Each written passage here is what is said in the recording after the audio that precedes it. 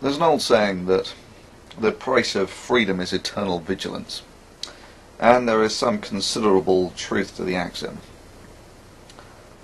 In that sense, if you want to defend your freedom of speech, you've got to be perpetually aware to things that might erode it. Second thing that you need to be aware of is asymmetric strategies when individuals have to deal with large corporations, governments, monopolies, this sort of thing. And that can be eloquently summarized as, if you don't stand together, you'll get hung separately. In this fashion, I want to bring your attention to some of YouTube's recent actions.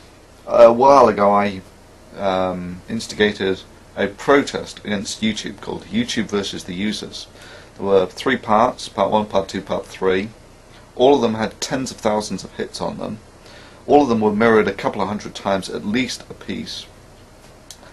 And if you now type YouTube versus the Users into a search engine, I find nothing on any of the videos at all, despite the tens of thousands of hits, despite the hundreds of mirrors. Right? And I've been in contact with people around the world. Some of them find something, others find nothing. And I find that exceptionally disturbing. Firstly, and it's almost a direct Orwellian rewrite of history. And that's pretty distasteful stuff. Secondly, it shows an intent on the part of YouTube that they are willing to manipulate the system to their benefit. Now, many of you will say, well, where's the problem? They're a company, they can do whatever the hell they want. If you don't want to use it, don't use it. No. Influence without accountability is the root of corruption. And you don't have to think long or hard to realize that YouTube essentially has a monopoly on the viral video market, to the point where it would almost be unthinkable that a presidential candidate or a president would start up a video account anywhere else. And let me paint this scenario that whichever presidential candidate says that will give YouTube the most latitude for freedom is the one that YouTube algorithmically promotes or demotes the other guy. You can see that influence without accountability is the root of corruption, and YouTube has demonstrated that it is willing to manipulate the system to its own advantage.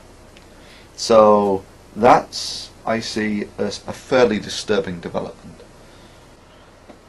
The second is the beta channels. If you get to your beta channel, you'll probably have got this message saying that YouTube has done this to make it more interesting to watch and fun to customize. And doesn't that sound great? Well, that's obviously bullshit. In that the beta channels have been almost universally unpopular, to the point where when YouTube tried to introduce them a few months back, the backlash essentially forced them to delay the introduction of the beta channels by 2 months, and now they've done it on a rolling schedule to not generate so much of a backlash. But again, the beta channels are still almost universally unpopular.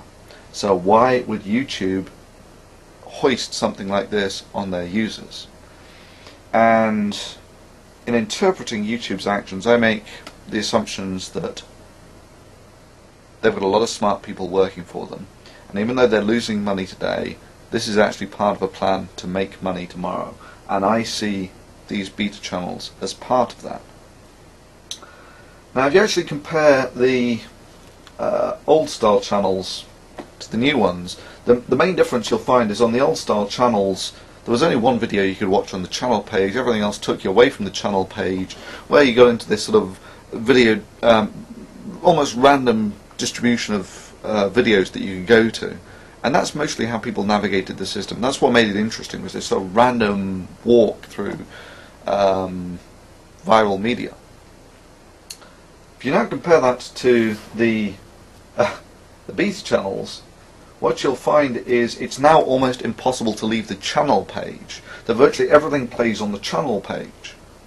And you'll also notice that virtually all the ratings have gone. Right? Now you compare that to a commercial video distribution network. This one's Comedy Central.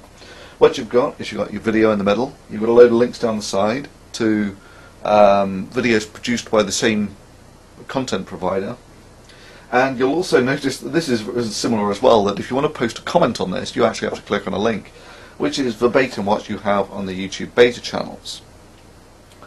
So the main reason that I see that YouTube has gone over from the old style channels to these beta channels is for the commercial content providers. If you like, the commercial content providers can produce a lot of traffic and produce a lot of money. So YouTube is obviously inclined to service this community more so than the bulk of what made up the body of YouTube previously. And obviously ratings in this sense don't really serve any benefit to commercial content providers, in that if they're actually putting out junk, they want people to watch it. They don't want people to actually see the star rating and know that it's junk and not watch it from there. They want people to watch it irrespective of whether it's junk or not. So this is the main reason that I think that YouTube has gone over to the beta channels, is it's turned what was a system where you essentially navigated randomly through the bulk, through media that was produced by the bulk of the people, YouTube, yeah? It was media produced by the people, and randomly navigating through that, it's now morphed into what is essentially a commercial video distribution network designed for people watching videos by a relatively small amount of people who produce commercial content. And in that sense, it's more a clone of the Comedy Central homepage. And in this sense, a great irony is fulfilled in that initially it was seen that YouTube was the good guys fighting off Viacom, and now YouTube has essentially turned their system into what Comedy Central is. So now, is any of that really a problem? YouTube's a corporation, it can do whatever it wants, right? Well, yes, it can. However, it does so at the cost of its corporate image, and they put a lot of money into things like corporate image. People like Google, you know, with their motto, "Don't be evil." You know, just like Fox News is fair and balanced. Slogan doesn't mean everything, but it's very difficult to reconcile a motto like "Don't be evil" and this sort of action. This is, I would see this as almost an abuse of monopoly, in that, you know, people say YouTube's losing lots of money at the moment. You know, they're losing money hand over fist. No, not really. This is part of a plan to make money tomorrow, in that YouTube can take the loss from Google's funds to improve the system, maintain the servers, etc. Meanwhile, if someone is actually starting up a corporation that is going to compete with YouTube, and they want to produce the same service but make a profit today, they can't really effectively compete with someone like YouTube, who is doing the same thing but taking a loss. And what YouTube has essentially now done is built up a monopoly on the viral market. So it's now almost unthinkable that if a presidential candidate was going to start up a video channel, they would do it anywhere else other than YouTube. And this brings us all back to influence without accountability. So, you know, the main reason I'm doing this is to let people like Google and YouTube know that there are vigilant eyes watching them who